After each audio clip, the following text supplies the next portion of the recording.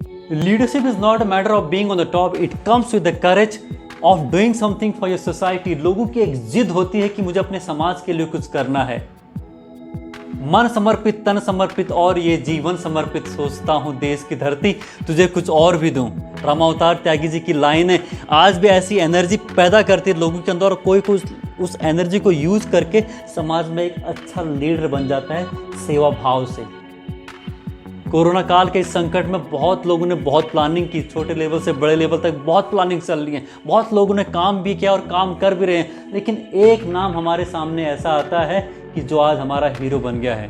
देखो, corona war बोल रहे हैं, एक वॉर चल रही है। अगर भविष्य में इसके बारे में पढ़ाया जाएगा ना, तो ये बंदा जो है एक वॉरियर के रूप में सामने हमारा आएगा, एक योद्धा जिसको बोलेंगे हम।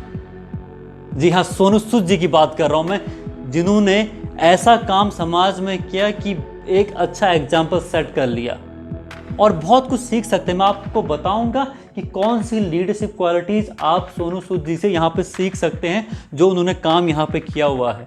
आपके हर लेवल में काम आएगी अगर आपने उनसे ये लीडरशिप क्वालिटी सीख ली तो।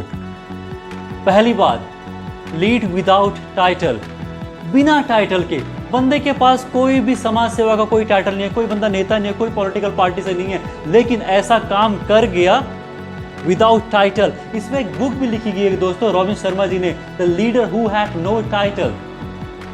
यहां पर एग्जाम्पल सबसे अच्छा मिलता है सोनू सूद जी का, जिनके पास कोई टाइटल ना था। वो चाहते कुछ करोड़ रुपया देके अपने आप को चुपचाप रूम के अंदर आराम से एसी रूम में रह सकते थे।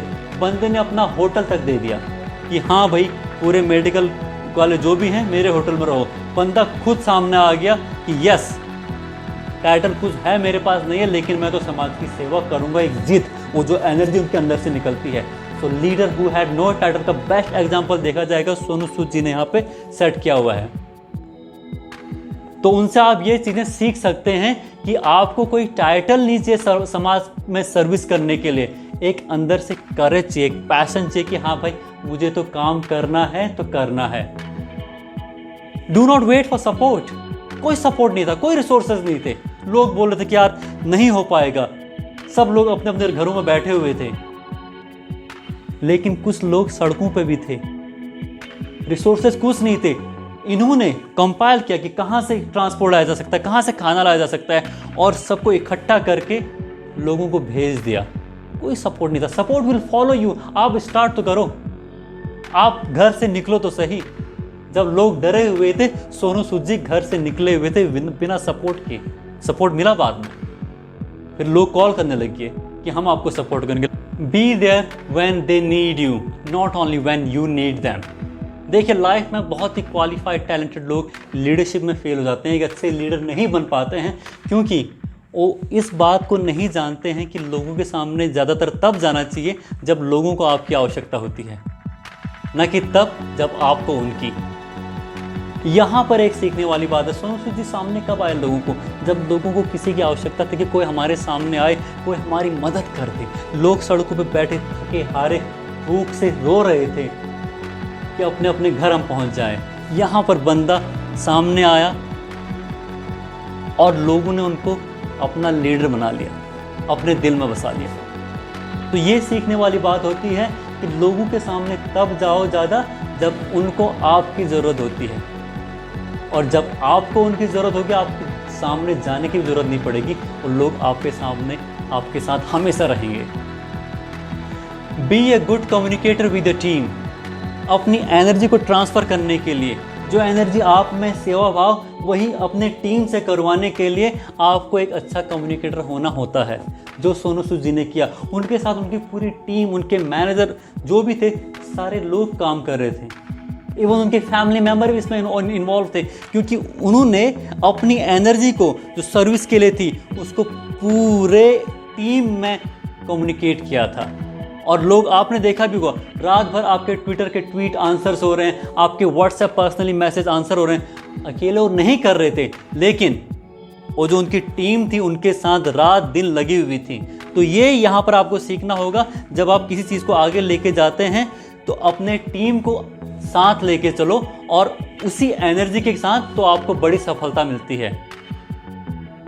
Recognise the need, the problem Sonu Sood ji ने क्या किया यहाँ पे, जो मेन प्रॉब्लम थी उसको रिकॉग्नाइज किया।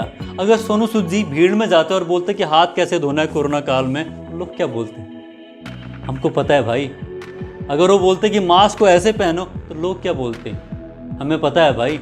उन्होंने उस टाइम पे देखा कि यहाँ पर अभी नीड क्या है, मेन प्रॉब्लम क्या चल रही है, कि लोगों को उनके घर भेजना है, जो लोग चाहते हैं। अभी सड़कों पे बैठे हुए हैं, उनको खाना नहीं मिल रहा है। तो इस नीड को उन्होंने फुलफिल किया, इस गैप को भरा, तो लोग उनके साथ और ज्यादा जुड़े। Be personally there. एक अच्छा इम्पैक्ट छोड़ने के लिए आपको पर्सनली खुद वहां पे होना होता है। वो चाहते तो अपने 2-4 लोगों को बोलते कि भाई उस स्टेशन में जाओ, लोगों को गाड़ी में भर के भेज दो, लेकिन आपने देखा होगा बंदा खुद आगे गया, सबके कंधों में हाथ रख के, उनके आंसू को पोंछ के पर्सनली अटैच हुए लोगों के साथ। आपने देखा भी होगा, लोग अपने गांव में पहुंच के पर्सनली मैसेज भेज रहे थे रोते हुए, थैंक यू सोनू सूद। आज लोग घर जाके छोटे छोटे काम उन्होंने स्टार्ट किया, कोई दुकान खोल रहा है, कोई कुछ खोल रहा है, किस नाम से? सोनू सूद के नाम से। इतना पर्सनल अटैचमेंट उनके साथ हो गया है। क्यों? वो पर्सनली वहाँ पे खुद खड़े थे। तो ये एक लीडर के लिए ये क्वालिटी भी होना बहुत ज़रूरी होता है कि अपने टीम के सामने खुद जाओ मिलने के लिए, उनके साथ कभी खुद टैप करो उनके कंधों को, तो आपके साथ पर्सनली उनका अटैचमेंट बढ़ता है, आपकी हर बात को सुनेंगे। तो ये क्वालिटीज़ आप सोनू सूद से सीख सकते हैं और अपनी लाइफ में कहीं भी इनको अप्लाई कर सकते हैं। To be honest, I love him, he is my hero now. If you love him, please comment below, we love you Sonu Sood. I love him personally. Thank you very much.